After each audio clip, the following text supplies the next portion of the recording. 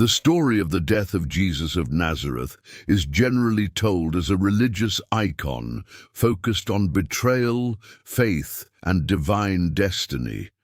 But if we set the mysticism aside and look only at the concrete, documented facts, what we find is the most complex, cynical, and well-planned criminal case of the last 2,000 years. A case where the verdict was decided long before any crime was officially committed. This is a different kind of investigation. Here, theology gives way to criminal forensics, applied directly to historical data. To understand who really eliminated Jesus, prayer books are set aside.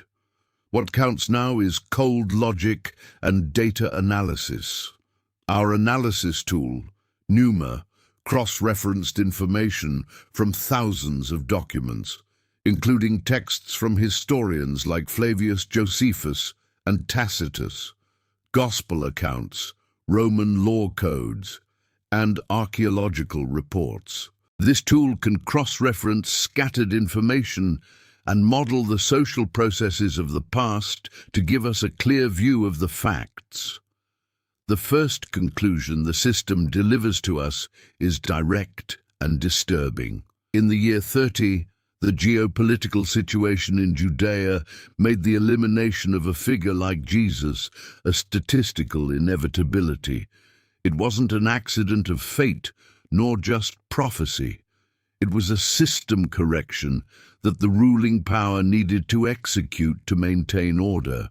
To understand the real motive for this murder, we need to analyze the crime scene. And we are not talking about the execution site, but the entire province of Judea in the 1st century. Forget the calm images of shepherds in the fields that we see in paintings. The data reconstructs a brutal reality. Judea at that time was an economic disaster zone and a constant state of political tension. It was a powder keg ready to explode. For the Roman Empire, that small province wasn't culturally important. It was just a dangerous border zone that caused trouble. The Romans only wanted 2 things from it: taxes paid on time and silence. They needed safe trade routes and no revolts, but silence was impossible. The data on the tax burden explains the reason for the tension. The average citizen of Judea handed over nearly half of everything they produced to pay taxes. It was a double stranglehold system. On one side, the tribute to Rome, land taxes and fees collected at every road and bridge. On the other side, the religious tax. Every Jew was required to pay a tithe to the temple in Jerusalem. In practice, the temple functioned as a national bank and the center of the local economy. Pneuma's analysis shows that when Jesus began his public ministry, the vast majority of the population lived in absolute poverty. People were losing their lands to debt, and families were being destroyed to pay creditors. The level of anger and radicalization in society was extreme. Everyone was waiting for a violent change. They were waiting for the Messiah. This is where our modern perception makes a fundamental mistake. In the 1st century, the word Messiah sounded very different from the peaceful meaning we know today. For a Jew of that era, it was a war cry. The Messiah was expected to be a warrior king, a new David who would physically destroy the Roman legions, expel the occupiers, and restore the greatness of Israel by the force of the sword. History records dozens of rebel leaders who tried this, gathering armies and being slaughtered by the Roman military machine. In this chaotic scenario, Jesus of Nazareth emerges. But Pneuma points out an anomaly in his behavior that confused both the Romans and the Jewish elite. He didn't fit the standard rebel profile. He didn't call for open war against Rome. When questioned about taxes, he gave a politically skillful answer to avoid being arrested for sedition. He didn't arm his followers. To Governor Pontius Pilate, This was confusing. The Roman bureaucracy knew how to deal with violence, but it didn't know how to classify a threat that spoke of loving one's enemies. However, for the temple aristocracy in Jerusalem, Jesus represented a real financial danger. The official version says they hated him for religious reasons, but economic analysis suggests another much stronger motive. The problem was money. The upper caste of priests controlled the temple, which was a massive industrial complex. During festivals, the sale of animals for sacrifice and the currency exchange generated enormous profits. The family of the former high priest Annas controlled this market. Then Jesus carries out an action that Numa identifies as a direct attack on the elite's coffers. The clearing of the merchants from the temple. It wasn't just a moment of religious anger, it was a financial blow. He called their business a den of thieves in front of everyone, threatening the legitimacy of the priest's profit. At that moment, his fate was sealed. He attacked the monopoly of the most powerful people in the nation. High priest Caiaphas was a Roman-appointed official and knew his power was fragile. If there were disorder or loss of control over the crowd, Rome would remove him from office and send troops into the sanctuary. Caiaphas's decision was purely political. He needed to sacrifice one man to maintain his position and avoid Roman military intervention. It was a crisis management decision. The problem was timing. It was the eve of Passover, and Jerusalem was packed with over 150,000 pilgrims. Jesus' popularity among the common people was immense. Arresting him during the day would cause an immediate revolt, exactly what Caiaphas wanted to avoid. The authorities needed a surgical operation. They needed to remove him silently during the night, isolate him from his supporters, and condemn him quickly before the people woke up. The trap was set, but there was a logistical problem. Jesus didn't sleep in the same place, and it was difficult to locate him in the crowded city at night. They needed someone who knew his routine and could lead the guards. They needed an undercover agent within the inner circle. The analysis of the group of apostles highlights Judas Iscariot. History says he betrayed out of greed, but our analysis indicates that the amount paid was too insignificant for the risk. There was something more complex in this man's mind, a motivation much more intricate than the story usually tells. In the history of criminal investigation, there are names that become synonymous with the crimes they committed. But there is one specific name that carries a greater weight associated with the deepest betrayal a human being can commit. Judas. For 2 millennia, tradition has painted him as the embodiment of pure evil, a man who sold his master and friend for greed. However, when we remove the religious emotion and apply the cold logic of an investigator, a question arises that the official prosecution never managed to answer satisfactorily. Where is the real motive? To solve this problem without causing a popular uprising, the authorities needed an executioner inside the circle of trust. They needed Judas Iscariot. The classic version we all know says Judas simply loved money more than loyalty. But we entered all available data about Judas, the financial system of first-century Judea, and the psychological profiles of revolutionaries of that era. Our analytical matrix, Numa, performed a cross-behavioral and economic analysis. The first conclusion that appears on the monitor invalidates the simple greed thesis. The financial motive is statistically unsustainable.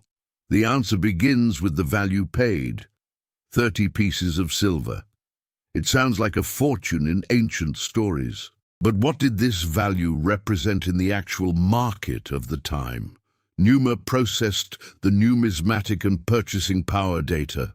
We are likely talking about Tyrian shekels, the only silver currency with the purity accepted at the temple. Converting to labor values and the cost of living in the year 30, this amount was not a treasure. According to ancient law, specifically in the book of Exodus, 30 pieces of silver was the set compensation value for a slave killed accidentally. It wasn't the price of a king, nor a prophet, nor even a free citizen. It was the price of a slave. In today's economic terms, it would be the equivalent of a few months' minimum wage for a manual laborer. It wasn't enough money to buy a luxury property or guarantee a comfortable retirement. The logic of the situation simply doesn't add up. The group's treasurer, the man in whom Jesus trusted the bag of donations, someone who witnessed or believed he had witnessed impressive miracles, would sell all that for such a low value. Numa calculates the probability of this motive as irrelevant. Greed here doesn't settle the bill. The rabbit hole goes much deeper. The true motive, however, wasn't in the money. It was in the suspect's profile. Who was Judas? Linguistic and geographical analysis of his surname, Iscariot, reveals a crucial fact. Most of the apostles, like Peter, James, and John, were Galileans, men from the north, fishermen, rural folk, known for being emotional and direct. Judas was different. Iscariot likely derives from Ishkarioth, man of Kerioth. Kerioth was a city to the south in Judea. This means Judas was the only Judean from Judea among the 12. He was the only urbanite coming from the region where the center of power and religion was located. This creates a totally different group dynamic. Numa's psychological module points to a probable feeling of isolation. He was the odd man out, perhaps more educated, more cynical, looking at the fishermen from the north with a certain superiority. There is also a second possibility in the analysis of the name that our tool considers vital. The root of the word may be linked to the Latin term sicarii.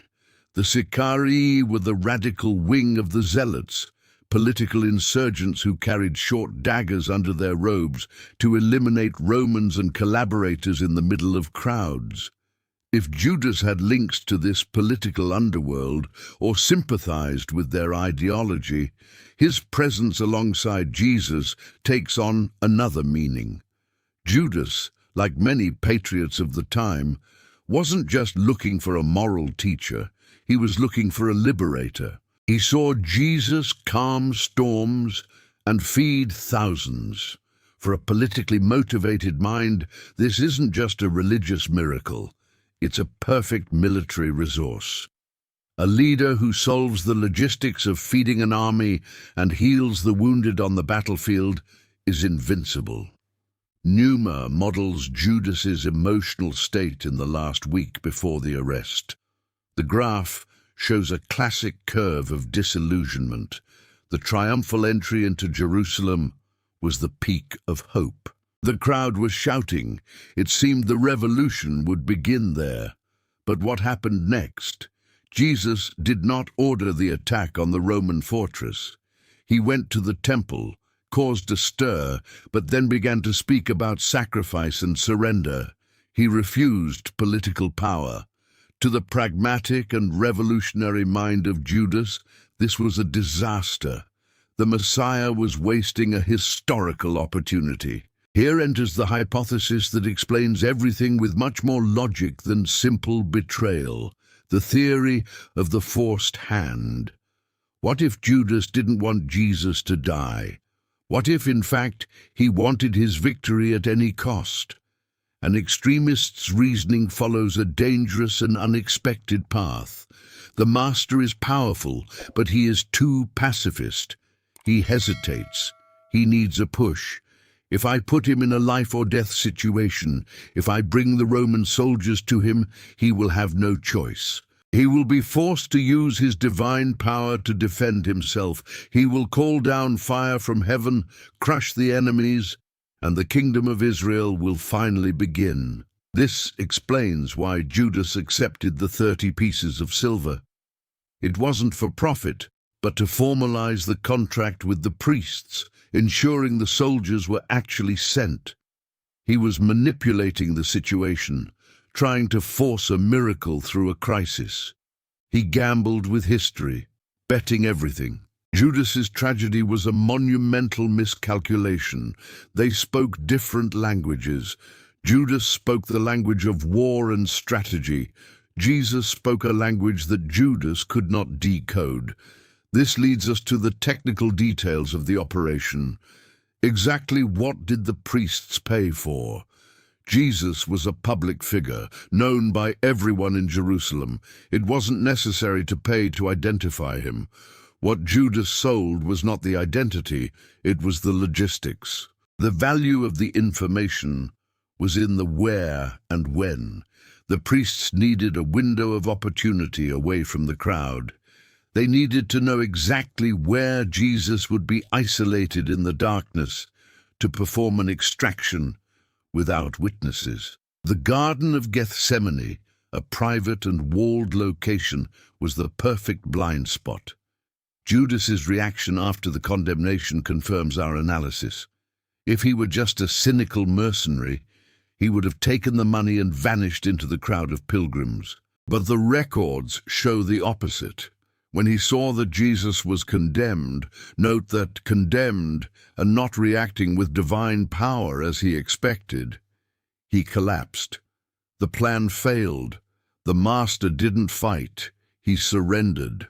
The remorse described in ancient texts uses words indicating a total shift in mentality, a deep horror for the mistake committed. He runs back to the priests, tries to return the money, shouting that he betrayed innocent blood. This is not the behavior of someone who made a good deal.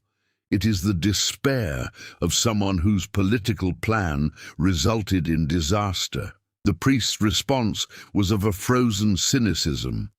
They said, "What is that to us? That is your problem." The tool was used and discarded. Judas throws the coins onto the temple floor. The sound of that silver hitting the stone was the final sound of his defeat. The fate of these 30 coins closes the cycle of hypocrisy that Numa detected. The priests, rigorous with religious law, could not put the money back into the sacred treasury because it was blood money. They could pay for the murder, but they couldn't accept the change. With this money, they bought a remote field to bury indigent foreigners. The place became known as Akeldama, the field of blood. Judas Iscariot is not the cartoonish villain of children's stories. Analysis reveals a complex, broken man, a victim of his own arrogance and the political illusions of his time. He became the perfect agent for the system precisely because his internal contradictions made him manipulatable. He thought he was in control, that he was accelerating history, but he was just a piece being moved by much more experienced players. Agent Iscariot fulfilled his function. The information was delivered. The location was confirmed. Now diplomacy and strategy are over. Brute force enters the scene. In the next stage, we will leave the dark offices and go outdoors under the ancient olive trees.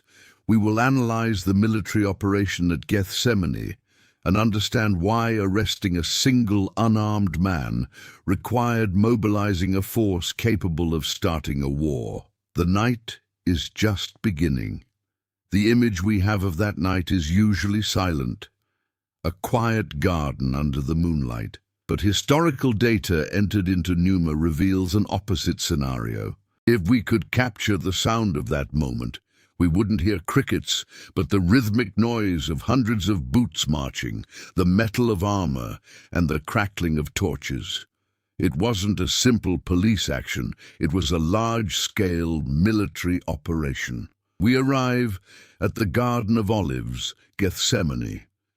Tradition calls the event an arrest, but our tactical analysis classifies it as a military extraction with a disproportionate use of force. The numbers behind the operation are startling. How many men are needed to arrest an unarmed carpenter and 11 tired followers? The original Greek text uses the word spera to describe the troop that Judas led. Translators soften it to band, but Numa consulted military manuals of the time. Spera is the technical term for a Roman cohort. The standard strength of a cohort was 600 soldiers. Even if the unit wasn't full, we are talking about at least 200 professional legionnaires equipped for war. Added to them was the temple guard, the religious police armed with clubs, and the servants of the priests. The simulation shows that an army of 300 to 600 men was mobilized against a group of civilians. The system highlights an obvious question: why such exaggeration? The answer is fear. The organizers were terrified of two things. First, the possibility of a revolt by the crowd of pilgrims camped nearby. Second, they were afraid of Jesus himself. Reports of his miracles, especially the resurrection of Lazarus nearby, frightened the elite. They didn't know what to expect. In case of the possibility of magic, they sent a battalion of steel. The presence of the Roman cohort reveals a crucial political fact. The temple guard obeyed the priests, but Roman soldiers only obeyed the governor. High priest Caiaphas could not mobilize imperial troops alone. This proves that the order came from or was authorized directly by Pontius Pilate. The conspiracy was not just religious. It was an unprecedented partnership between the Roman state and the temple. The location, Gethsemane, was a walled and private plot, tactically a perfect trap, difficult to escape. Judas knew the place and guided the soldiers with precision. They arrived with torches, expecting to have to hunt fugitives hidden in caves, but Jesus went out to meet them. Here the episode of the kiss occurs, which Numa reveals to have been a purely tactical necessity, far from any affection. In the darkness and confusion, it was easy to arrest the wrong man. The order was to capture the leader alive. Judas needed to approach and mark the target for the soldiers. The kiss was the visual identification for the capture group. When Jesus identifies himself, a breach in protocol occurs. The troop recoils, and some fall. Numa analyzes this as a collective psychological shock. Tense soldiers, expecting to face a dangerous sorcerer, were confronted with absolute calm. But Roman professionalism quickly regained control, and the siege closed in. It was then that the disciples reacted. Peter draws a weapon. Analysis suggests a curved dagger or large knife, and he attacks. He didn't wound just any soldier. The victim, Malchus, was the high priest's personal servant, indicating he was a high-ranking official of the temple guard. Peter tried to kill an officer of the law. By the rules of the time, this would justify the immediate execution of all disciples right there. Why didn't the massacre happen? Numa concludes that the only reason was Jesus' intervention. He stopped the fight, ordered the sword to be put away, and according to reports, healed the officer's wound. This action broke the script of violence. The soldiers were prepared to fight, but didn't know how to react to a prisoner who heals the enemy.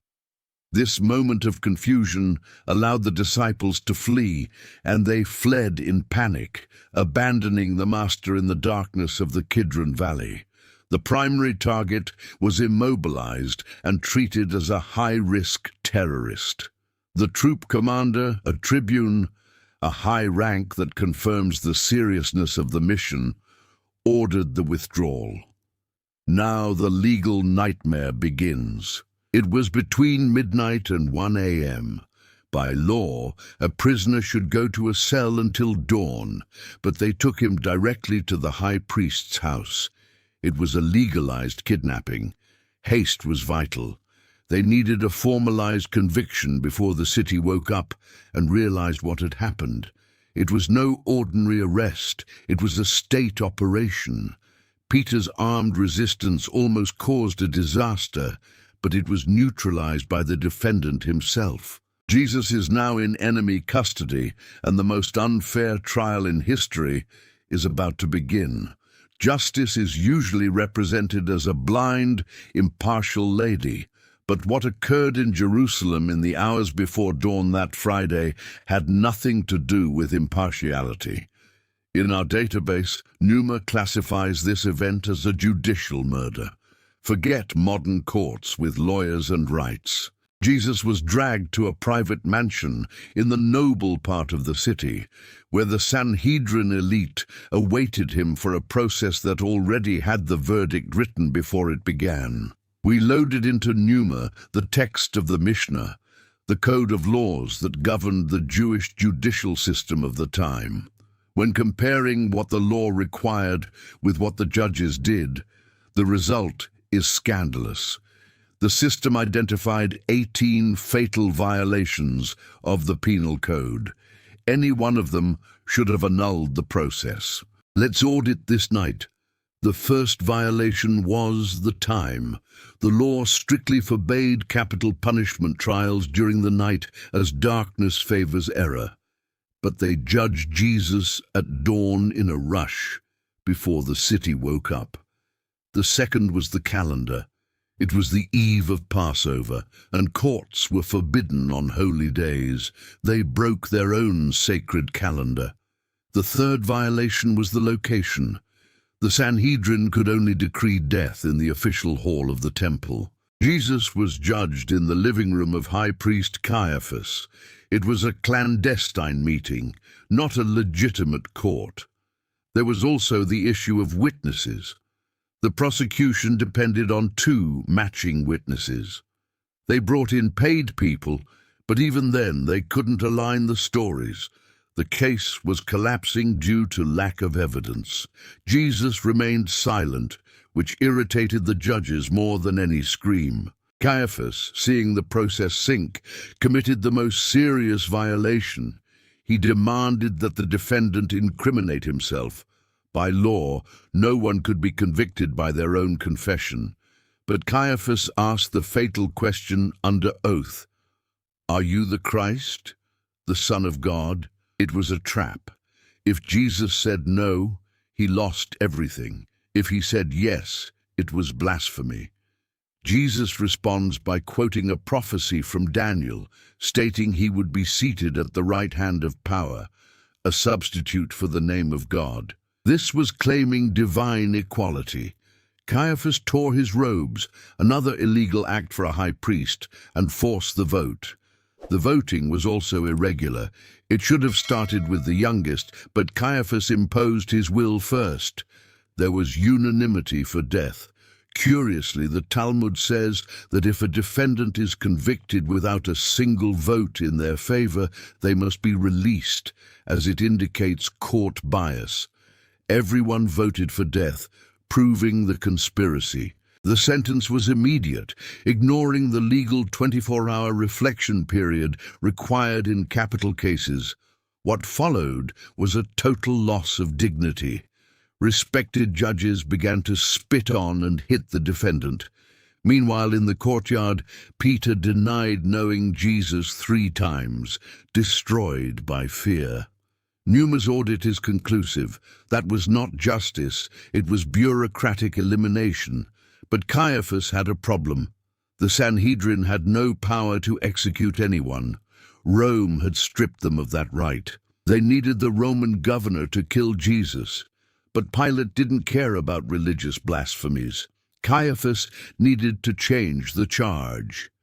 He had only a few hours to transform a religious heretic into a political danger to the empire. They needed to convince the Roman wolf to do the dirty work. The case now leaves the priest's hands and falls onto the desk of the most powerful man in Judea, Governor Pontius Pilate. The rules are now different. The sun rose over Jerusalem, bringing a cold wind that dispersed the dawn mist. The city woke up for the most sacred day of the year, unaware that those stones would be marked forever. We continue our investigation. Numa has closed the audit of Caiaphas's illegal court. Now the focus shifts to the center of imperial power in the city, the Praetorium. We reach the fifth stage, Pilate's dilemma. Who was this man really? Popular culture created the image of a tired, indecisive philosopher who tried to save an innocent man. But the historical records of Philo of Alexandria and Flavius Josephus reveal a very different profile. The real Pontius Pilate was a tough, cynical, and often cruel military man who governed a hostile province and hated every minute of it. Philo describes his government as a sequence of bribes, thefts, and executions without trial. Once, to suppress a protest, he infiltrated disguised soldiers into the crowd who beat hundreds of people to death. This was the man Jesus encountered that morning. Why do the Gospels show him hesitant? Numa suggests it wasn't humanism, it was politics. Pilate despised the Jewish elite. When they brought Jesus, his first reaction was automatic. If these priests want to kill someone, maybe I can use this to annoy them. The scene of the prisoner's handover is the height of hypocrisy. The priests lead Jesus to the palace gate, but refuse to enter so as not to become ritually impure before Passover. Men who had just forged a death trial and violated 18 laws were worried about ritual purity. They stayed in the street while handing over a man to be killed.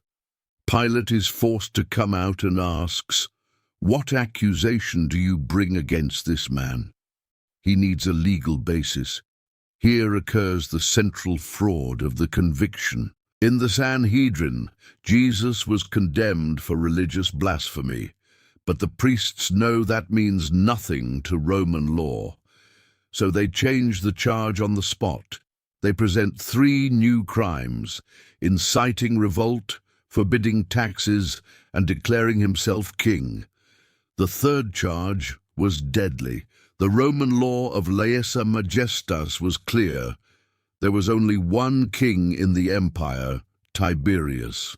Anyone who called themselves king without permission was a traitor. This transformed the case from a religious dispute to a crime of high treason against the state. Pilate interrogates Jesus. "Are you the king of the Jews?" The tone suggests sarcasm. He sees a poor, unarmed man. Jesus' response deactivates Pilate's security protocol. "My kingdom is not of this world." To the governor's pragmatic mind, this meant Jesus was not a military threat. Pilate understands he is dealing with a harmless philosopher, not a competitor to Caesar. Pilate declares to the crowd, "I find no crime in this man." But the priests increase the pressure, shouting that he stirs up the people from Galilee. Upon hearing Galilee, Pilate sees a bureaucratic exit.